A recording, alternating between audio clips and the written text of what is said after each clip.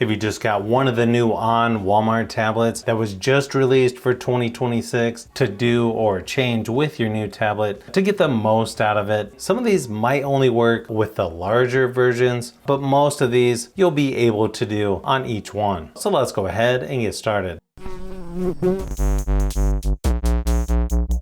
First thing I will mention, this white stylus, it actually came from the 13.2 inch version, but you can actually use it on the 11 inch version as well. If you try to snap it to the side of the 13.2 inch version, sometimes you'll notice it'll just fall off. That's because it only attaches in one direction. As soon as you turn it over, the magnet lines right up. So just keep that in mind. Now, if for some reason you notice that your stylus or pen's not working, I would go into settings. Under display, you'll see screen refresh rate. And you can't really use a stylus on 120 Hertz. So you have to switch that down to 90 Hertz. Then it'll work just fine. Weird thing is, I had this on 120 earlier and the stylus seemed to work just fine. You will notice that they automatically install the Walmart app on each of the on tablets, but as you can see, if you tap and hold, under app info, you can just choose to uninstall it if you don't want that app on there.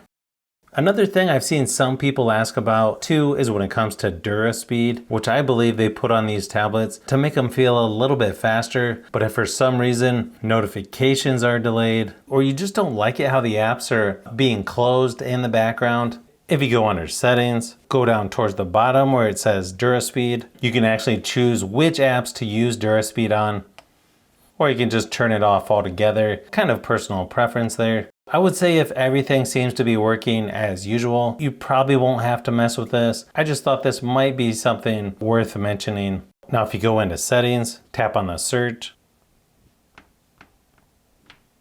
choose face unlock. You can set up face unlock besides just having the pen on there. It'll give you instructions on how to set up face unlock. It's pretty simple. Just one thing I would mention is you probably want to choose skip the lock screen after unlocking. That way after using face unlock, it just goes right to the home screen and you don't have to swipe up after. If you're having issues with the smaller tablets or you just want the screens to look a little better, because they do have some over sharpening, you can actually go under display and settings and switch it to standard for colors. Then if you go into color contrast, you can choose high or even try medium to see which looks better to you. There's also a reading or eye comfort mode that you can turn on to make the screen a little easier on the eyes as well. Now you will notice on all of these new on tablets, they got rid of the headphone jack. So you would either have to buy an adapter for your headphones or you would have to get USB-C headphones. Not necessarily a deal breaker in my opinion, just something I thought I would point out. Also, if you're trying to use these for car navigation, none of these models actually have GPS, so you'll have to download offline maps over Wi-Fi, or you could tether to a phone if you plan on using these for navigation in your car or something similar. You will notice if you go to hold down on the power button, your assistant pops up. If you go to settings and search for power, choose power menu. And then you'll see when you press and hold the power button, you have the option of digital assistant or the power menu. Kind of personal preference there, but I usually switch mine to power menu. If you go under settings and type in NAV for navigation, you can see navigation mode, or you can choose between gesture navigation, which is what it's on by default. But you can also switch that to 3-button navigation. Again, this one's going to be personal preference. I just feel like 3-button navigation is usually a little faster. There's also a couple ways to do split screen on here. You just tap and hold on the app down in the taskbar, drag it up to either side of the screen. You can double tap in the middle to switch the sides, tap and drag over to change the sizes. You can also go to recent apps and you'll see split screen, kind of small there towards the bottom. Then you can choose what other app you want to open. I believe there's also a couple other ways, but those two are the ones I probably use the most. If I'm going to be doing split screen, you can also leave that open and come back to it later. That way it's already in split screen again. You'll also notice up here in the shortcuts, if you swipe over, you have a few more shortcuts to choose from. You can also hit the little pencil. Then you have a lot more shortcuts here to choose from. And you can just tap and drag those up.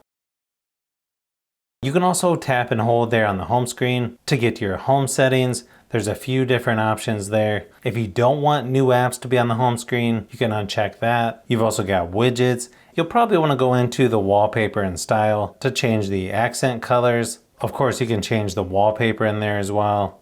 There's not really that many options for wallpapers, but you can also go into more lock screen settings, and you've got a few options in there as well. Also under display settings, you can change the screen timeout from 15 seconds all the way up to 30 minutes, or you can choose never. I'd probably do at least a minute or two so it doesn't go to sleep as fast. You've also got your dark theme there as well. If you go under display size and text, you can make the fonts a little larger. You can also make everything on the screen a little larger as well.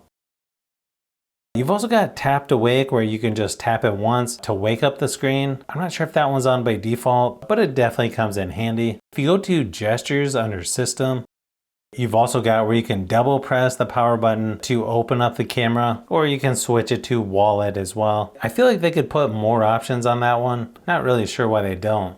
You might also want to go under battery to turn on battery percentage. I think it should be that way by default. That way you know right away. You can also turn on optimized charging, where it only charges up to 80%. But you can also turn on overcharge protection, where it only charges up to 80% after 24 hours of continuous charging, which is just one way so you don't damage your battery. Definitely could come in handy if you plan on using this tablet for a long time. So hopefully this gave you some ideas on things to change for your new On tablet. I feel like I have at least a couple more comparisons to do with the On tablets from Walmart. So you'll definitely want to keep an eye out for those upcoming videos. So if you've made it this far into the video, you may want to say thanks by subscribing, and don't forget to give a thumbs up if this video was helpful. This is Brian from Fishbee Productions. Thanks for watching, and I'll see you on the next one.